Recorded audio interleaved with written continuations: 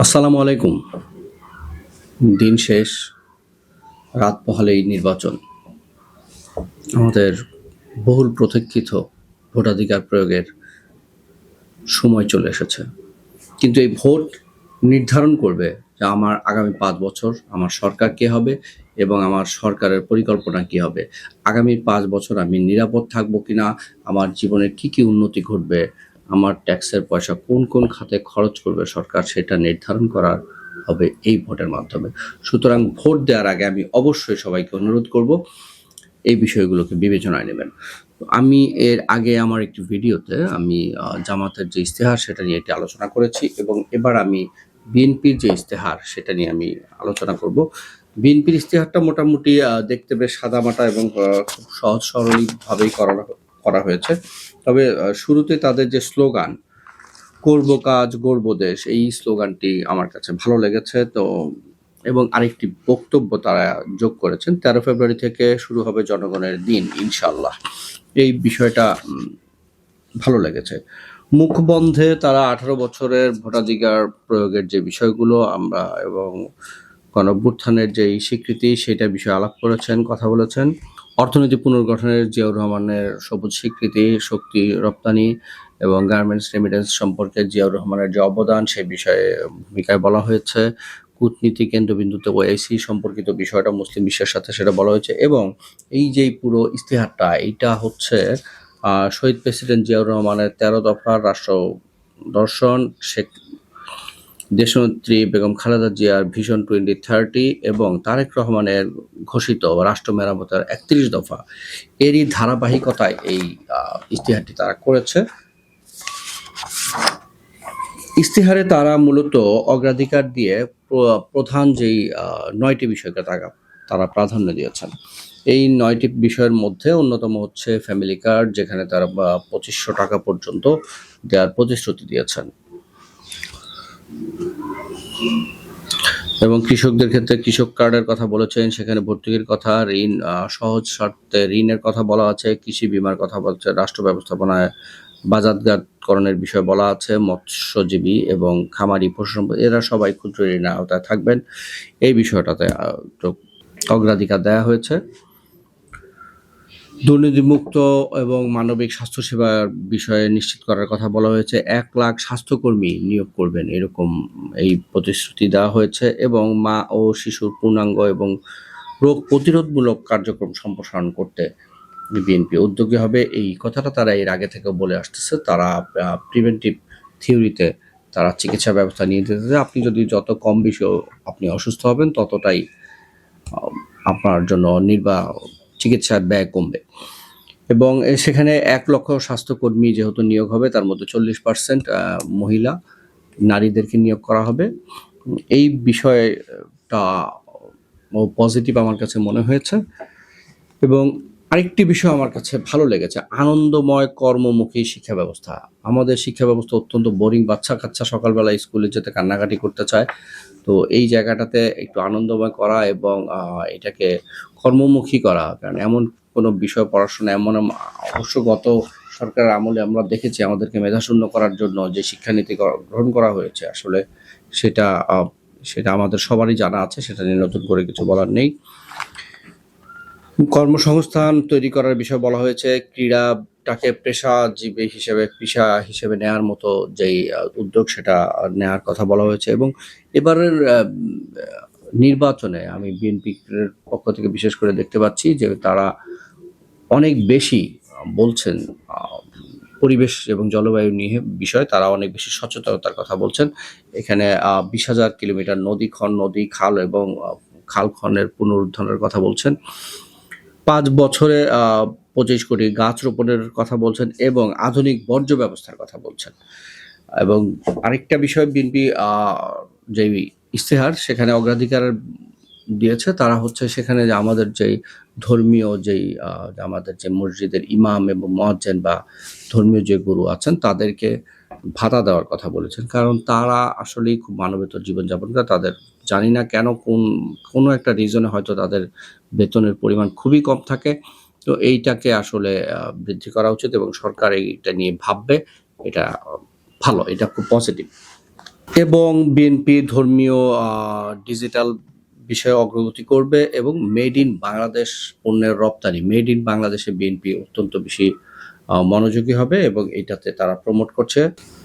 BNP ইস্তেহারের এই শেষ অংশে, এই অগ্রাধিকারের শেষ অংশে বিএনপি একটি বক্তব্য দিচ্ছে। সেটা হচ্ছে, এই ইস্তেহার কেবল নির্বাচনী প্রতিশ্রুতি নয়, এটি একটি নতুন সামাজিক ও রাষ্ট্রীয় চুক্তির ঘোষণা। বিএনপি প্রতিশোধ নয়, বরং মানবিক রাজনীতিতে বিশ্বাস করে। ক্ষমতা নয়, জনগণের অধিকারই আমাদের রাজনীতির কেন্দ্রবিন্দু।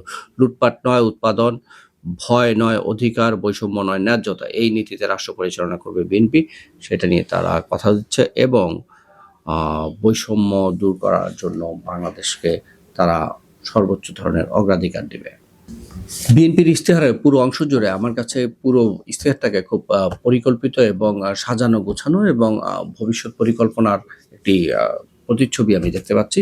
এবং তুলনামূলকভাবে আমি জামাতের যেই ইশতেহার পড়েছি, পুরোটাই দেখেছি, সেখানে আসলে অনেকগুলো প্রতিশ্রুতি আছে, কিন্তু কর্মপরিকল্পনা সেখানে আমি দেখতে পাইনি। তুলনামূলকভাবে এই বিএনপির যে ইশতেহার, সেখানে আমি অনেক বেশি কর্মপরিকল্পনা পাচ্ছি। বিএনপির ইশতেহারের কর্মপরিকল্পনার প্রথম দিকে শুরুতেই যে সংবিধান সংস্কারের যে অংশ আছে, সেখানে একটি বিশেষ যেই কথাটা, যেটা বিএনপি 2017 সালে ভিশন 2030 এবং পরে 27 দফা এবং পরে 31 দফায় যে বিষয়টা বিএনপি বারবার বলেছে যে উচ্চকক্ষে তারা স্পেশালিস্ট চান, শিক্ষাবিদ, সাংবাদিক, চিকিৎসক, সব ধরনের মানুষ চান, সেটা বিশেষজ্ঞদের একটা প্যানেল হবে।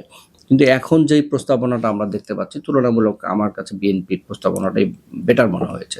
কারণ এইটাও যদি আসলে পিআর পদ্ধতিতে যদি আপনি উচ্চকক্ষ যান এবং বিরোধী দল থেকে মানে শুধুমাত্র অংশগ্রহণের জন্য একটা উচ্চকক্ষ হয়, তাহলে আসলে এটা হওয়ার চেয়ে না হওয়াটাই আমার কাছে ভালো মনে হয়। কারণ যদি উচ্চকক্ষে যে বিএনপির যে প্রস্তাবটা, সেটাতে আমি সম্পূর্ণরূপে একমত যে স্পেশালিস্টদের দ্বারা যদি এই উচ্চকক্ষটা করা হয়, ধরেন সমাজবিদ বা রাজনীতিবিদ, আইনজীবী, রাষ্ট্রবিজ্ঞানী, অর্থনীতিবিদ, শিক্ষক, এদের দ্বারা যদি আসলে সমাজের, যেমন সায়েন্টিস্ট থাকতে পারেন 5 জন, এরকম ভাবে যদি আসলে স্পেশালিস্টদেরকে নিয়ে আসলে এই উচ্চকক্ষটা তৈরি হয়, এটা আমার কাছে মনে হয় মোর ইফেক্টিভ হবে আমাদের জন্য। এবং আইনসভার যেই 2টা কক্ষেই বিএনপি 2জন ডেপুটি স্পিকার বিরোধী দল থেকে নেওয়ার আশ্বাস দিয়েছেন এবং উচ্চকক্ষে নারী কমপক্ষে 10% নারী তারা দেখতে চান, এই বিষয়ে তারা আশাবাদ ব্যক্ত করেছেন। এবং সংবিধান সংস্কারে 31 দফায় যেটা আছে এবং ভিশন 2030-তে সংবিধানের 70 অনুচ্ছেদ সংশোধনের বিষয়েও বিএনপি বলেছে। নারীর ক্ষমতায়নে ফ্যামিলি কার্ডের কথা ইতিপূর্বে বলা হয়েছে। স্নাতক পর্যন্ত তারা বিনামূল্যে পড়াবে। ডে কেয়ার, মেয়েদের জন্য ডে কেয়ার এবং বেস্ট ফিডিং কর্নার স্থাপনের বিষয়ে বিএনপি বলেছে। এবং স্বাস্থ্য এবং হাইজিনের জন্য বিএনপি পদক্ষেপ নেবে, সেটা বলেছে। এবং কৃষকদের উন্নয়নের ক্ষেত্রে বিএনপি কৃষক কার্ড দিবে এবং 10,000 টাকা পর্যন্ত সুদ মুক্ত ঋণ মওকুফ করবেন।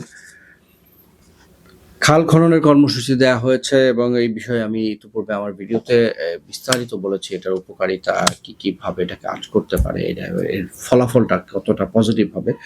খাল খননটা বিএনপি এখানে খুব এবার প্রমোট করেছে এবং মৎস্য খাতের উন্নয়নের জন্য যেগুলো একটা এটার সাথে কানেক্টেড, যখন খাল খনন হবে তখন বন্যা নিয়ন্ত্রণ এবং মৎস্য উৎপাদন, কৃষিতে উৎপাদন, এই সব কিছু কানেক্টেড হবে এবং একটা একে অপরের সাথে জড়িত থাকবে।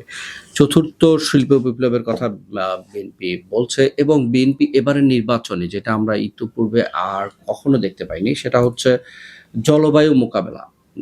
জলবায়ু নিয়ে, ওয়েদার নিয়ে বিএনপি এবার নির্বাচনে আমি খুব বেশি প্রমোট করছে দেখতে পেলাম। এটা লম্বা সময় তারেক রহমান দেশের বাইরে ছিলেন, সেখান থেকেই এটা প্রভাব বলে আমি মনে করি। পানি সম্পদ খাতে উন্নয়নের কথা বলেছেন। ভেজাল প্রতিরোধে বিএনপি ইতিপূর্বে এর আগে যখন 2001 থেকে 2006 বিএনপি ক্ষমতায় ছিলেন, একজন ম্যাজিস্ট্রেট খুব নাম করা হয়ে গিয়েছেন, তা থেকে মোটামুটি সবাই চিনতেন। যতদূর নাম মনে পড়ে, রকুলুজ্জামান এরকম একজন ম্যাজিস্ট্রেট ছিলেন যিনি ভেজাল বিরোধী অভিযান করতেন এবং সেখানে বিএনপির একটা ভালো সফলতা ছিল। এবারও তারা তাই বলছে যে ভেজাল বিরোধী অপরাধে তাদের ভেজাল প্রতিরোধে তাদের অগ্রাধিকার থাকবে। এবং দেশব্যাপী কর্মসংস্থানের কথা বিএনপি বলছে, মেধাভিত্তিক নিয়োগের কথা বলছে, যেখানে কোটা ওই মেধাভিত্তিক নিয়োগের বিষয়ে আমি বলবো যে যদি বিএনপি এইটা বলছে এবং তারা কতদূর করবে সেটা তারা ভালো বলতে পারবে, বাট আমি একটা বিষয় এনশিওর করে বলতে পারি, যদি বাংলাদেশের জামাত ক্ষমতায় আসে তাহলে 100% কোটা হবে আমি মনে করি। কারণ জামাত তাদের যতগুলো প্রতিষ্ঠান আছে এই প্রতিষ্ঠানগুলোতে একটিতেও তারা তাদের জামাতের বাহিরে কোনো মানুষকে কখনো চাকরি দিয়েছে বলে আমার জানা নেই। তো ভবিষ্যতে যদি তারা সরকারে আসে, আগামীতে তারা এই একই কাজ করবে, তাদের দলের বাহিরে কাউকে কোথাও জনপ্রশাসনে কোনো জায়গাতে তারা চাকরি দেবে বলে আমি ব্যক্তিগতভাবে বিশ্বাস করি না। সবার জন্য ইন্টারনেটের কথা বলা হয়েছে, বেকার ভাতার কথা বলা হয়েছে, যেখানে জামাত বলছে যে বেকার ভাতা দিলে তারা অলস হয়ে যাবে এবং তাদেরকে অসম্মান করা হবে। ভাই, একটা মানুষ পাশ করে বের হওয়ার পর সাথে সাথে তো সে চাকরি পায় না, তো সে যদি বেকার ভাতা পায় তার জন্য এটা একটা বড় উপকার হবে। এটা কেন জামাত ডিমোরালাইজ করছে এটা তারা ভালো বলতে পারবে। আমার কাছে এটা খুব পজিটিভ মনে হয়েছে। বিএনপির ইস্তিহারের অন্যতম একটি আমি গুরুত্বপূর্ণ দিক দেখলাম শেয়ার বাজার নিয়ে তাদের যে মনোযোগ এবং তাদের যে পদক্ষেপ সেটা আমরা দেখতে পাচ্ছি। শেয়ার বাজার বিনিয়োগের উৎসাহ দেওয়া হবে এবং ফ্রিল্যান্সিং এর কথা বলা হয়েছে। শেয়ার বাজারের যে কারসাজি সেটা বন্ধ করার বিষয়ে ব্যবস্থা নেওয়া হবে। শিক্ষার ক্ষেত্রে আনন্দময় শিক্ষার ব্যবস্থা করা হবে এবং বিনামূল্যে ড্রেস দেওয়া হবে এবং একটি মিল দেওয়ার কথা, মিড ডে মিল দেওয়ার কথা বিএনপি বলছে। যদি এটা একটা ভালো উদ্যোগ আমি মনে করি, বাচ্চাদেরকে যদি বিশেষ করে গ্রামে এবং প্রান্তিক পর্যায়ে যদি বাচ্চাদেরকে এরকম মিড টার্ম একটা মিল দেওয়া হয় তাহলে আমার মনে হয় অপুষ্টিহীনতার যে একটা অবস্থান গ্রামে আছে সেটা অনেকাংশে কমে যাবে এবং বাচ্চাদের স্কুলে যাওয়ার ক্ষেত্রে তাদের একটি স্কুলে যাওয়ার ক্ষেত্রে বাচ্চাদের মনোযোগ বাড়বে এবং পরিবারেরও স্কুলে দেওয়ার ক্ষেত্রে এটাকে উৎসাহ দিবে। কওমি মাদ্রাসার কথা বলা হয়েছে এবং সেখানে একটু আগেই আমি যে বিষয়টা বললাম, বিএনপির যে অগ্রাধিকার জায়গাটা আছে যে ইমাম এবং মুয়াজ্জিনদের যেই বেতনের যে জায়গাটা সেটা তারা উন্নত করতে চান এবং কওমি মাদ্রাসাকে উচ্চশিক্ষার জন্য সাথে বাধ্যতামূলক করতে চান এবং হাফেজ এবং কোরআনদের সম্মানের স্বীকৃতি প্রদান করা, এই বিষয়গুলো বলেছেন। তুলনামূলকভাবে আমি যেই দুটো ইস্তিহার পড়েছি এবং পর্যালোচনা করেছি এখানে অনেকগুলো বিষয় আছে এবং এই পুরো বিষয়টা বিএনপির যে ইস্তিহারে আমি একটা পজিটিভ দিক পেলাম সেটা হচ্ছে তাদের প্রতিশ্রুতির থেকে কর্ম পরিকল্পনাটা আমি অনেক বেশি দেখতে পেলাম। মনে হলো যেন মোটামুটি তারা ওয়েল প্রিপারেশন এবং প্ল্যান নিয়ে আগাচ্ছে যে আমাদেরকে এই কাজটা এইভাবে করতে হবে, আমাদেরকে কি কি করতে হবে এটা তারা নির্ধারণ করেছে এবং কিভাবে করতে হবে এটাও আমাদেরকে তারা একটা রূপরেখা দিয়েছে। কি কি তারা করতে চায় আপনারা যদি চান আপনারা দেখে আসতে পারেন, অনলাইনে বিএনপির ওয়েবসাইটে এই ইয়েগুলো পাওয়া যাবে, তাদের ইস্তেহারটা পাওয়া যাবে। এবং বিশেষ করে আরেকটা বিষয় আমি আপনাদের সামনে শেয়ার করব, পররাষ্ট্র বিষয়ে বিএনপির যেই অগ্রাধিকারটা দিয়েছে এবং তাদের যে লক্ষ্যমাত্রা ঠিক করেছে তারা, সেটা হচ্ছে অর্থনৈতিক, কূটনীতি এবং বাণিজ্য ব্যবস্থা, রোহিঙ্গা সমস্যা, সীমান্ত নিরাপত্তা, বহুপাক্ষিক সম্পর্ক এবং মুসলিম বিশ্বের সাথে সম্পর্ক। এবং একটি বিষয় তারা শুরুতেই বলেছে, তাদের কোনো প্রভু রাষ্ট্র নেই, তারা প্রভু রাষ্ট্রে বিশ্বাস করে না। এবং বিএনপি আরেকটা বিষয় এবার বারবার নির্বাচনে আমি কিছুক্ষণ আগেও একটু আগেও সেটা আপনাদের সাথে বলেছি, বিএনপি বর্জ্য ব্যবস্থাপনা এবং দূষণ মুক্ত এবং পরিবেশের বিষয়ে বিএনপি এবার অনেক বেশি প্রমোট করছে, যেটা আসলে আমার কাছে অনেক বেশি পজিটিভ মনে হচ্ছে। তুলনামূলকভাবে জামাতের তুলনায় আমার কাছে অনেক বেশি এটা পজিটিভ মনে হয়েছে। বর্জ্য ব্যবস্থাপনায় বিএনপি একটি সুনির্দিষ্ট নীতি গ্রহণ করার কথা বলেছে এবং সেখানে বর্জ্য থেকে শক্তি উৎপাদনের বিষয়ে বিএনপি মনোযোগ দিবে। তারা কিভাবে কাজ করবে সেই কর্ম পরিকল্পনা ইস্তেহারে বলা আছে। এবং পানি সম্পদের বিষয়ে বিএনপি আরেকটা বিষয় বলেছে যে তিস্তা মহাপরিকল্পনা এবং পদ্মা ব্যারেজ বাস্তবায়ন, এই বিষয়টা বিএনপি বলেছে। কারণ আমাদের সাথে ভারতের সম্পর্ক আদৌ কতটুকু ভালো হবে এটা আমরা বুঝতে পারি এবং ভারত আমাদেরকে কতটুকু নদীর সত্যিকার হিস্সা দিবে সেই বিষয়টা নিয়ে আমাদের যথেষ্ট সন্দেহ আছে। সুতরাং এই বিষয়ে বিএনপি আগে থেকেই প্রস্তুতি নিয়েছে এবং এটা নিয়ে তাদের পজিটিভ ইম্প্যাক্ট আমরা দেখতে পাচ্ছি। এবং পুঁজিবাজার যেটা বললাম যে শেয়ার বাজার নিয়ে বিএনপির একটি পরিকল্পনা আমরা দেখতে পাচ্ছি, পুঁজিবাজার সংস্কার কমিশনের বিষয়ে দেখতে পাচ্ছি, শেয়ার বাজারের স্বচ্ছতার বিষয়ে দেখতে পাচ্ছি এবং শেয়ার বাজারে কারসাজি বন্ধকরণে বিএনপির পদক্ষেপ থাকবে এই বিষয়ে বিএনপি সুনির্দিষ্ট পরিকল্পনা তাদের ইস্তেহারে বলেছেন। এবং জ্বালানি খাতের বিষয়ে একটি বিষয় সামনে আনা হয়েছে, যেটাকে আমি গুরুত্ব দেব। এখানে অনেকগুলো বিষয় আছে, আপনারা চাইলে দেখে নিতে পারেন, কিন্তু বিশেষ যে গুরুত্বপূর্ণ বিষয়গুলোকে আমি আলোকপাত করব তার মধ্যে একটি হচ্ছে গুরুত্বপূর্ণ যেই গোপন চুক্তিগুলো আছে, গোপন চুক্তির অবসান ঘটাবেন, ক্রুড অয়েলের রিফাইন করবেন এবং দেশীয় গ্যাস অনুসন্ধান এবং বাপেক্সকে শক্তিশালীকরণ করবেন। এই হচ্ছে বিএনপির প্রাথমিকভাবে যে বিষয়গুলোকে আলোচনা করা যায় বলে আমি মনে করেছি। সেগুলো নিয়ে অনেক বড় একটি 42 পাতার একটি ইস্তেহার, এবং সেখানে আসলে কর্মপরিকল্পনার থেকে যতখানি আসলে আমাদের প্রতিশ্রুতি দেওয়া হয়েছে ঠিক ততটুকুই কর্মপরিকল্পনা তারা আমাদের সাথে শেয়ার করেছেন। এই বিষয়টা আমার বিএনপির ইস্তেহারে ভালো লেগেছে। সর্বোপরি আমি আপনাদের সাথে একটা কথা বলবো, বলে শেষ করব। আগামীকাল ভোট দেওয়ার আগে আমাদেরকে আবেগী হলে চলবে না, আমাদেরকে বিবেক দিয়ে কাজ করতে হবে, আমাদেরকে কম্পেয়ার করতে হবে। একদিকে আমরা একটা পজিটিভ রাজনীতি তারেক রহমানের মধ্যে থেকে দেখতে পাচ্ছি, তিনি যে ক্যাম্পেইনগুলো করছেন বিরোধী দলের প্রতি তুলনামূলকভাবে আমরা অনেক কম সমালোচনা করতে দেখছি। অপরদিকে আমরা বিরোধী দলকে, জামাতকে দেখেছি ধারাবাহিকভাবে তারা হেটকে, প্রতিহিংসাকে আগের মতো করে, শেখ হাসিনার মতো করে প্রমোট করে যাচ্ছেন। আমার তারপরে বিএনপির যেই কর্মপরিকল্পনা, তাদের যে সুনির্দিষ্ট পরিকল্পনা তারা আমাদের সামনে উপস্থাপন করেছেন, সেই তুলনায় জামাতের পরিকল্পনা খুবই দুর্বল। যদিও বিএনপি জামাত বারবারই দুর্নীতি এবং পরিবারতন্ত্রের বিরুদ্ধে কথা বলেছে, কিন্তু আমরা পরিবারতন্ত্রে তাদের যেমন সাইদুদ্দিন ছেলেকে আমরা নমিনেশন দিতে দেখেছি, এবং মতিউর রহমান নিজামীর ছেলেকে, ব্যারিস্টার আরমানকে আমরা দেখেছি, এগুলি সব পরিবারতন্ত্রেরই অংশ। এমনকি মতিউর রহমান নিজামীর যে মেয়ের জামাই, তাকেও আমরা নমিনেশন দিতে দেখেছি। তো পরিবারতন্ত্রের বিষয়ে আর তেমন কিছু বলার নেই, কিন্তু একটা বিষয় আমি খুব গুরুত্ব দিয়ে বলবো, সেটা হচ্ছে দুর্নীতি। যেই দুর্নীতির বিষয়ে জামাত দীর্ঘদিন যাবৎ বিএনপির বিরুদ্ধে অভিযোগ তুলে আসছে, আজকে আমরা দেখতে পেলাম, আজকে কিছুক্ষণ আগে একটি নিউজে দেখলাম যে 50 লক্ষ টাকা ক্যাশ সহ তাদের ঠাকুরগাঁও জেলা আমির ধরা পড়েছে, এবং ইতিপূর্বে আমরা ভোটার সিল তাদেরকে তৈরি করতে দেখেছি, বিকাশে মানুষের কে টাকা দেওয়ার কথা দেখেছি, এবং তাদের যে শাহরিয়ার কবির, যিনি বেহেস্ত বিক্রির যেই ব্র্যান্ডিং জামাতের পক্ষ থেকে করে বেড়াচ্ছেন, তাকেও আমরা দেখেছি যে একটি ভিডিওতে তিনি যেই লোকের কাছে ভোট চাইছেন তাকে কিছু টাকা দিয়ে দিচ্ছেন। তো এইভাবে আসলে টাকা দিয়ে ভোট কিনে তারা কিভাবে দুর্নীতির বিপক্ষে অবস্থান নেবেন, সেটা আপনাদের কাছে আমার প্রশ্ন রইল।